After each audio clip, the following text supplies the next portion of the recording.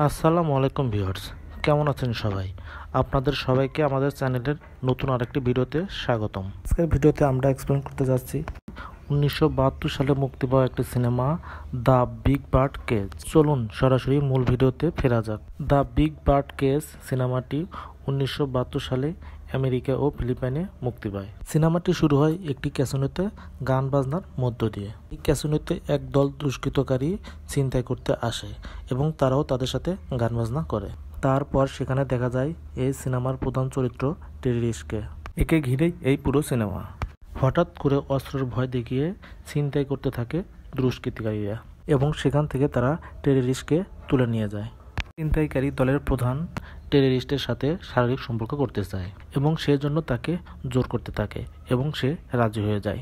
সেখানে তাদের সাথে পেরিয়ে ওঠা কোনোভাবেই সম্ভব ছিল না। পরে পুলিশ এসে সবাইকে সেখান থেকে গ্রেপ্তার করে নিয়ে যায়। বিদেশে প্রভাবশালীদের সাথে টেররিস্টের শারীরিক সম্পর্ক আছে সেই সন্দেহ তাকেও ধরে নিয়ে যায় এবং পাঠিয়ে দেওয়া হয় এক গহীন জঙ্গলে নির্মম কারাগারে এবং সেই কারাগারে রাখা হয় শুধু মেয়েদের এবং নতুন নতুন যে মেয়েরা আসে তাদেরকে ধর্ষণ করে কারারক্ষীরা।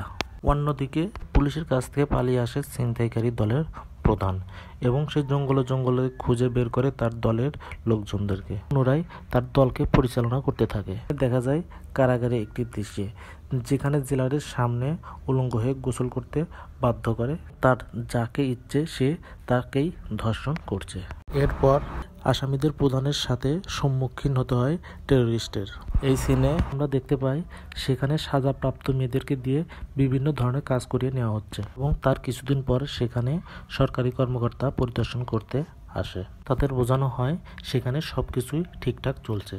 তাতে তাদের জন্য একটা পার্টির আয়োজন করা হয় এবং ঘোষণা দেওয়া হয় সবাই যেন তাদের সঙ্গে শারীরিক সম্পর্ক করে। যদি না করে তাহলে তাকে শাস্তি দেওয়া হবে, আর কেউ যদি বাধা দেয় তাকে ফাঁসি দিয়ে মারা হবে। একদিন জেলের মেয়েরা বাইরে কাজ করার সময় বাইরের 3টা মেয়ে তাদের সাথে যোগ দেয় যারা ছিনতাইকারী দলের সদস্য ছিল। এক পর্যায়ে তাদের সাথে মারামারি লেগে যায় এবং সেই সুযোগে ছিনতাইকারী দলের প্রধান ভিতরে প্রবেশ করে। টেররিস্ট সহ জেলের অন্যান্য মেয়েরা যুক্তি করে এখান থেকে পালাবে এবং এসব অত্যাচারের প্রতিশোধ নেবে। প্ল্যান অনুযায়ী এক রাতে একটা মেয়ে অজ্ঞান হওয়ার ভান করে এবং জেলার তখন পরিদর্শন করতে এসে ওই মেয়েটিকে সেবা দেওয়ার জন্য বাইরে নিয়ে যায় এবং ওই মেয়েটি তখনই ওই জেলারকে আঘাত করে। সাথে যোগ দেয় সেই ছদ্মবেশী দলের লোকেরাও। এরা বিদ্রোহ শুরু করে দেয় পুরো জেল জুড়ে। এক পর্যায়ে সেখানকার সকল অস্ত্র চুরি করে তারা পালিয়ে যায়।